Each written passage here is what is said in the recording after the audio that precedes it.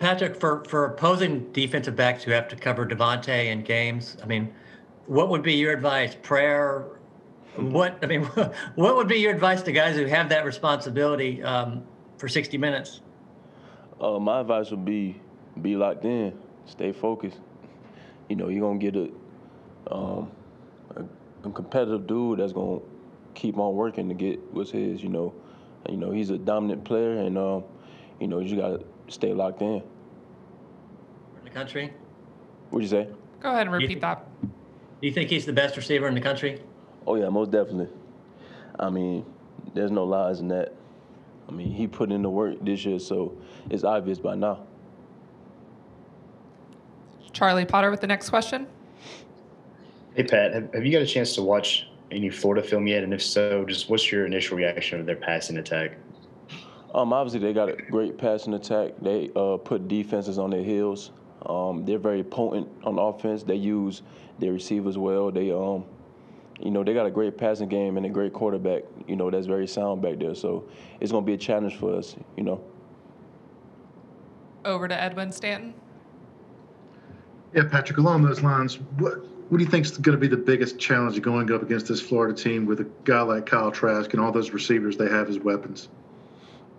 Just picking up on tendencies, you know, seeing what they like to do from time to time. You know, it's gonna be an uphill battle.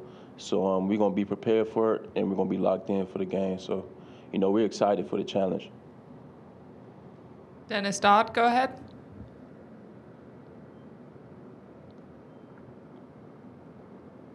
Sorry.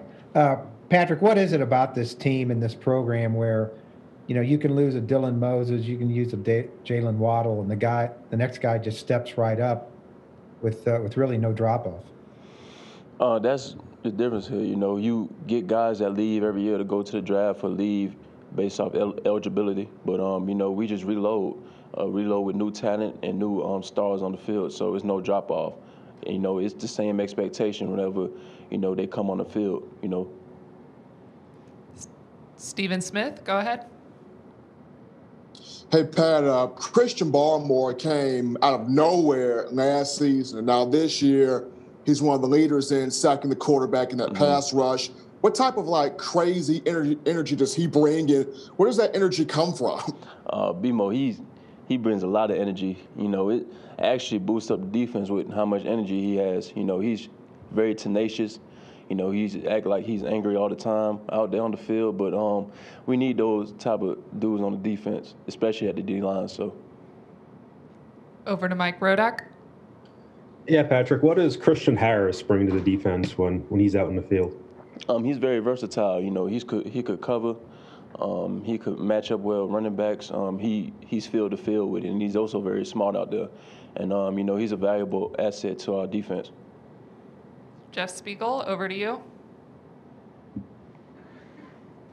Yeah, Patrick, about Devontae, you know, since Jalen went out, you know, the defense has kind of shifted their focus to him when it comes to your receivers.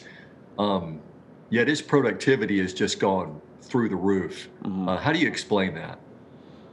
You know, when Jalen went down, like you said, you know, his role got even bigger. You know, he's going to have to make the big plays, and, you know, he had to be the man on offense. But, you know, he's built for moments like that, and, you know, he's showing it right now. So, you know, he's worked for it. Michael Casagrande, you're up. Yeah, growing up in Florida, what did the Gators mean to you as a kid? Were you a Gator fan, or what did they mean to you? I was some parts of a Gator fan. I used to be a big Tim Tebow fan.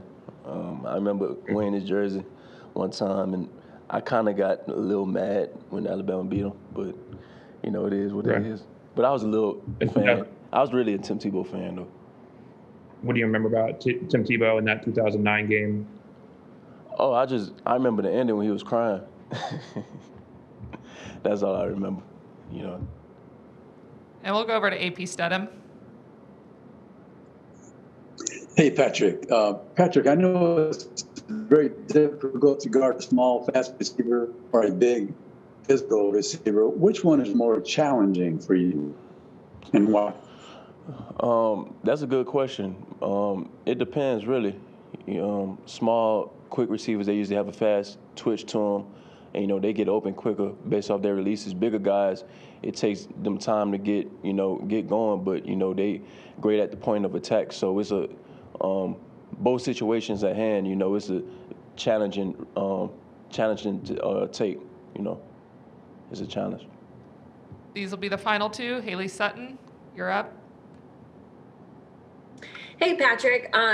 Obviously, after the game, the seniors got to go to their graduation ceremony and take part in that really big honor. Did y'all get to go to the game or go to the ceremony and watch them graduate? And what was that like for you to see them hop off of the plane from the game and go to that ceremony?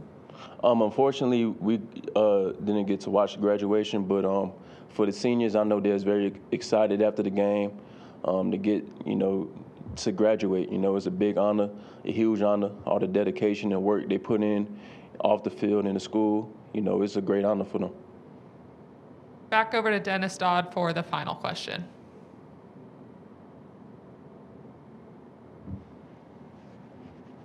Yeah, sorry, Patrick. Patrick, in the second half of the season, the defense has really come together. You just count from halfway through the season, you guys may be one of the leading defenses statistically. What came together, do you think?